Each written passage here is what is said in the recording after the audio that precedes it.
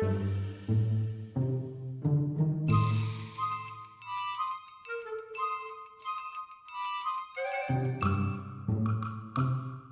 everybody, I'm Hugh Brownstone for Three Blind Men and an Elephant, and today I want to give you a quick take on GVM's bicolor LED video light GW100 set. This is a very inexpensive single chip variable color continuous LED light with Bowens mount, China ball and light stand all for under $300, which is a heck of a good price with CRI and TCLI numbers that were reserved for the most expensive lights just a few years ago. In fact, I'm unaware of any other light kit that boasts all of these features at this price. Generay's PortaBright bicolor LED battery-powered monolight perhaps coming closest at $290 for the fixture alone, though it claims a much higher output and includes a small onboard battery. But there are trade-offs to achieve GVM's price performance, which you may or may not be willing to accept. I'll put it to you this way. If you want to up your game from no lighting, DIY lighting, or perhaps a small on or off camera LED to something nice, soft, and diffuse, if you need variable color temperature, it is great for matching ambient and or practical light. If you need a monolight with Bowens mount because you need the light shaping flexibility it gives you that LED panels, for example, cannot, and this is the primary drawing card in my book for monolights.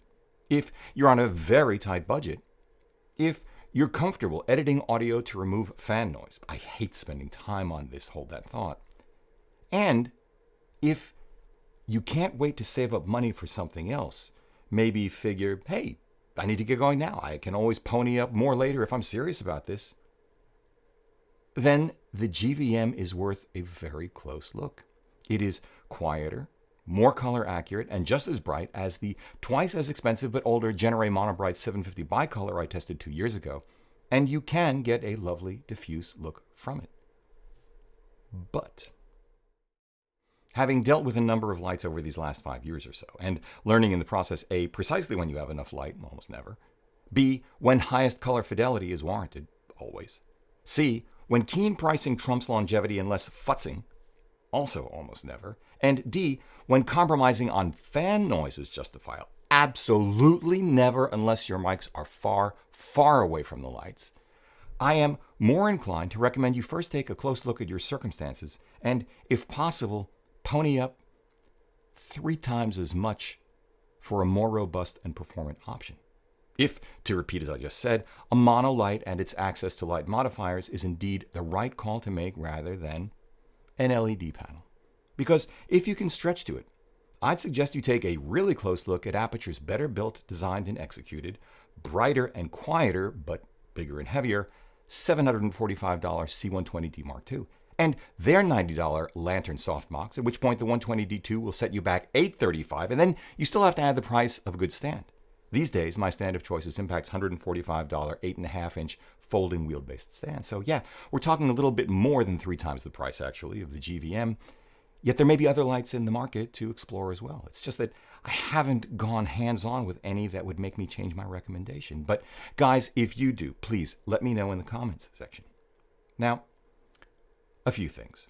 First, I am not an ambassador for Aputure, or anybody else for that matter, although Aputure, like GVM and other lighting companies, have in the past sent me gear to review that I didn't have to return.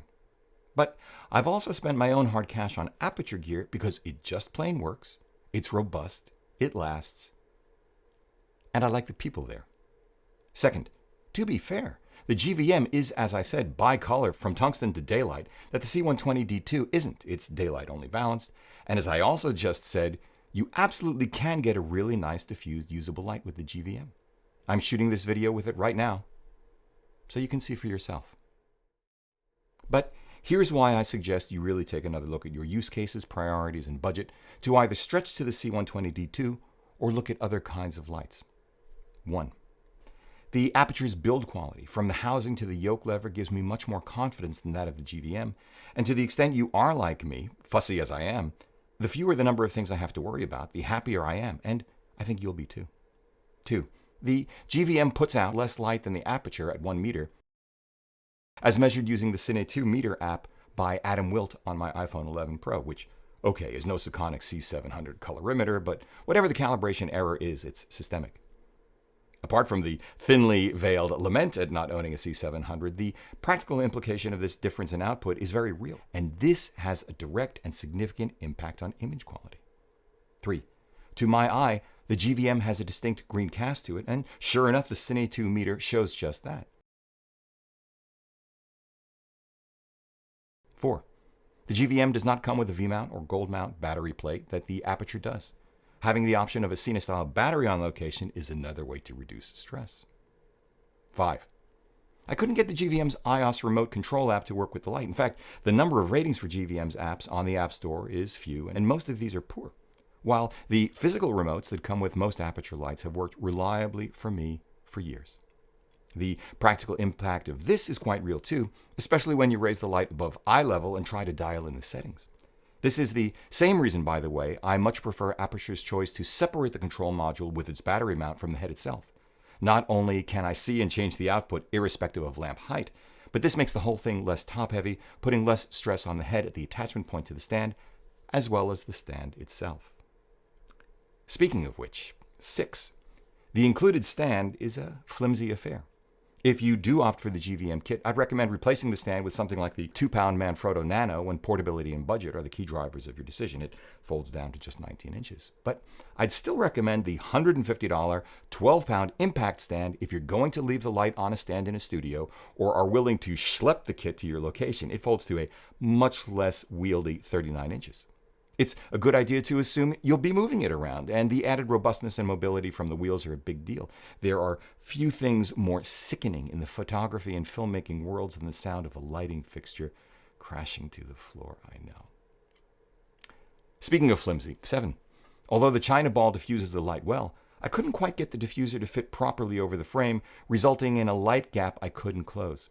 I'd suggest that if you go with the GVM and want that kind of diffusion, get the head alone for $30 less and apply the difference toward the purchase of Aputure's Lantern softbox instead. Which means, now that I think about it, that even if you don't want that diffusion, save the $30 by buying the head alone and apply that difference to this stand. Finally, 8. The GVM puts out significantly more noise than the Aputure. Now, while that might not seem like much, the 3 decibel rule means that the GVM is between 2 and 4 times as loud as the Aputure. Fan noise from any light drives me nuts. It has a direct and significant impact on how much time I spend in post getting rid of it. And even with iZotope's RX7 Advanced, I haven't yet figured out how to remove it completely without butchering the rest of the sound. That is, for me, the biggest issue of all. A perfect illustration of false economy, especially when I tell you that the current version of RX Advanced, RX8, is a cool $1,200. Of course, this could also mean I still haven't mastered RX. Fair enough. All of which, in the end, does not mean that the GVM isn't an appropriate and well-considered tool in the right situation, and you really can't beat the price for what it is. At that price, in fact, you could also buy 3 of them for the price of the Aputure, and with that many lights, you'd have much more control to shape your final look. But I'd rather you master one light at a time, and you just might be amazed what you can do with one light and a bunch of reflectors. Do you ever get the feeling that buying gear, buying anything really, is like squeezing a balloon? You know, you squeeze it in one place, something else just pops up in another. Yeah.